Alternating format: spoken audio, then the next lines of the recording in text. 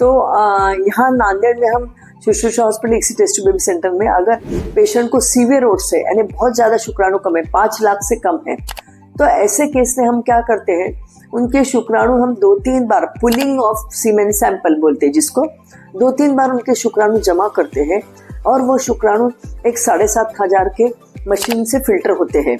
तो ऐसे 3-4 मशीन रहते, उसमें से फिल्टर होके हम वो स्टोर करते हैं, फ्रीज करके रख देते हैं, ताकि आगे पेशेंट को अगर ट्रीटमेंट करना हो इक्सी का या आईवीएफ का तो हम वो शुक्राणु यूज कर सकते हैं।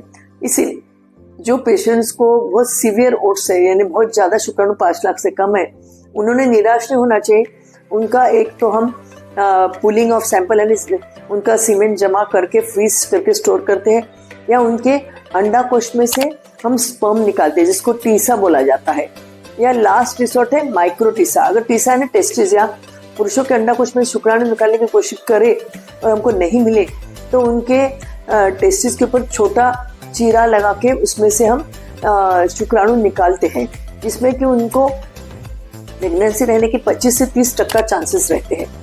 तो इसीलिए निराश न होके पुरुषों ने आगे जाना चाहिए अगर उनका 5 लाख से कम शुक्राणु है तो, पर साथ में वो थोड़े भागने वाले भी होना और जिंदा होना। अगर मरे वाले पूरे शुक्राणु रहे पुरुषों के तो उनके अंडाकोश में से ही निकालने पड़ते हैं, जिसको टीसा माइक्रो टीसा बोला जाता है। ये हम Shushrusha hospital ICSI test tube baby centre Chikhalwadi corner Nanded में कर रहे हैं। धन्यवाद।